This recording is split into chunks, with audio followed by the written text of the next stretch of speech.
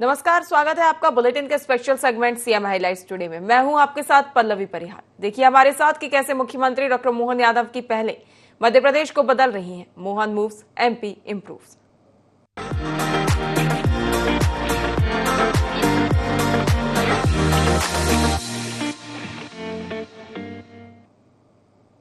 चलिए रुक करेंगे खास खबरों की ओर। मध्य प्रदेश विधानसभा के बजट सत्र के दौरान मुख्यमंत्री डॉक्टर मोहन यादव ने राहुल गांधी के बयान पर पलटवार करते हुए कहा कि कल भोपाल राहुल गांधी ने किसानों के संबंध में जो बात कही उसको लेकर मुझे बड़ा दुख हुआ।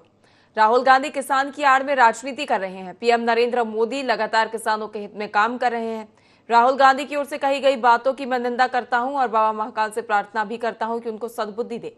इसके साथ ही सीएम डॉक्टर मोहन यादव ने राहुल गांधी को अध्ययन करने और मामले को समझने की नसीहत भी दी। सीएम ने आगे कहा कि राहुल गांधी ने झूठे और तथ्यहीन आरोप लगाए। पीएम मोदी के नेतृत्व में देश सभी क्षेत्रों में आगे बढ़ रहा है। कांग्रेस के समय तो इंडस्ट्रियों में ताले लगे हुए थे।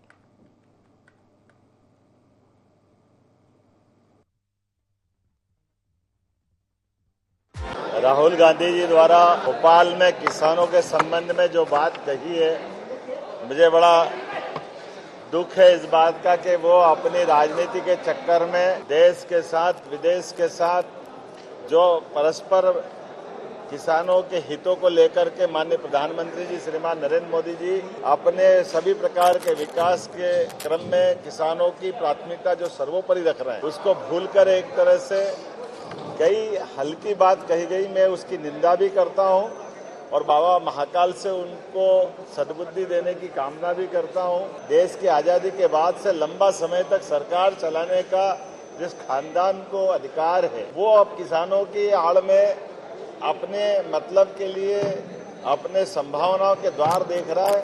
ऐसे संभावना खुलने वाली नहीं है। यूरोपियन यूनियन के साथ जुड़ करके मध्य प्रदेश के 6 लाख किसानों के लिए माननीय प्रधानमंत्री जी ने एक नया मार्ग खोला है कि वो अपने रेडीमेड गारमेंट्स को कपास से लेकर धागे तक और धागे से लेकर कपड़े तक और कपड़े से लेकर रेडीमेड गारमेंट्स तक सभी क्षेत्रों में आगे बढ़ने के लिए देश में जिस प्रकार से मौका मिल रहा है, ये केवल प्रधानमंत्री नरेंद्र मोदी जी के शासनकाल में ही हो सकता था। कांग्रेस के शासनकाल में तो हमारी इंडस्ट्री में ताले लगे थे। बहुत पुरानी पार्टी के राष्ट्रीय अध्यक्ष जी थोड़ा स्मरण करें अपने उस शासनकाल के काले पन्नों को, जिनके काल में शासनकर्ताओं के माध्यम से किसानों के लिए लगातार अन्याय किया गया था। मैं एक बार फिर बाबा से कामना करता हूं इनको मुख्यमंत्री डॉक्टर मोहन यादव आजीविका विपणन क्षमता कार्यशाला में शामिल हुए। इस अवसर पर मुख्यमंत्री डॉक्टर मोहन यादव को महिलाओं ने बताया कि आजीविका मिशन से पहले से कैसे उनका जीवन खुशहाल हो रहा है। वहीं मुख्यमंत्री डॉक्टर मोहन यादव ने कहा कि यह नारी शक्ति का बड़ा उदाहरण है। ये बंद मुट्ठी एकता के बलबूते पर अर्थव्यवस्था की बड़ी ताकत बन रही है। हर क्षेत्र में महिलाएं मिलकर टारगेट पूरा कर रही हैं। गुना से आई हमारी बहन ने चैलेंज लिया है कि हम महिलाएं हैं तो हम क्या नहीं कर सकते, हम भी मार्केटिंग कर सकते हैं। मुख्यमंत्री डॉक्टर मोहन यादव ने विरोधियों पर निशाना साधते हुए कहा कि विपक्ष के लोग दूसरे देशों की संस्कृति से हमारी बहनों की तुलना करते हैं। सीएम ने विभिन्न स्टॉलों का अवलोकन भी किया। सीएम ने कहा कि हमारे देश में मातृशक्ति हमेशा आगे रहेगी। मध्य प्रदेश में 5 लाख स्व सहायता समूह 65 लाख बहनें जुटी हैं। इनमें 12 लाख से अधिक लखपति दीदी हो गई हैं।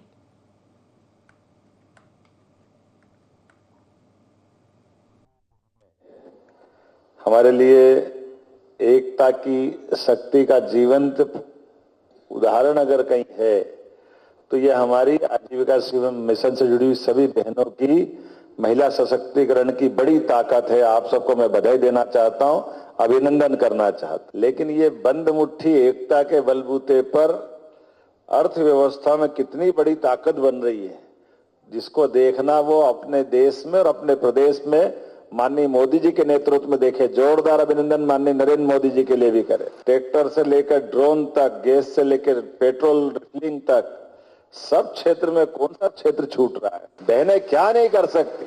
वो गुना से आए हमारी बहन ने अपने अनुभव बताए और इसने चैलेंज लिया कि क्या हम बहनें तो हम नहीं कर सकते क्या, हम महिलाएं तो हम नहीं कर सकते क्या? जरूर कर सकते। आपके खिले हुए चेहरे, आनंद से भरा हुआ ये कार्यशाला का माहौल और कितने प्रकार से क्या क्या करके जोड़ा है। सच में मंत्री जी और सहायक मंत्री जी दोनों के लिए जोरदार अभिनंदन, पूरे विभाग के लिए तालियां बजाएं। आर्थिक रूप से सशक्त होने वाली श्रेणी भी 12 लाख से ज्यादा बहनें लखपति दीदियां हो गई। मैं आपको बधाई देना चाहता हूं, 12 लाख का आंकड़ा कम नहीं है। हमारी सरकार भी नारी सशक्तिकरण को लेकर के और आगे बढ़ाने के लिए तुली हुई है। हमारे विरोधी कहते हैं कि आप ये क्यों कर रहे हो, बड़ा कई बार वो गलत भी बोल देते हैं।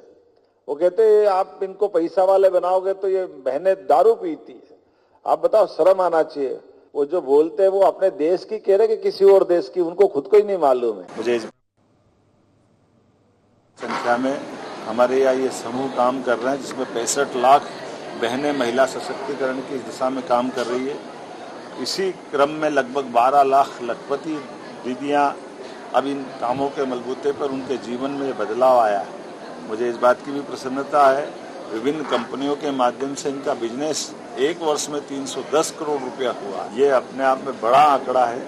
हमारे राज्य के अंदर 65 लाख महिलाओं को, बहनों को ये काम से जोड़ना, ये महिला सशक्तिकरण की हमारी भावना और माननीय प्रधानमंत्री जी का कुशल मार्गदर्शन है। 50,000 तो प्राकृतिक खेती के माध्यम से स्वयं सहायता समूह ने अपना काम खड़ा किया है, क्योंकि देश के अंदर सबसे ज्यादा प्राकृतिक खेती कहीं होती है।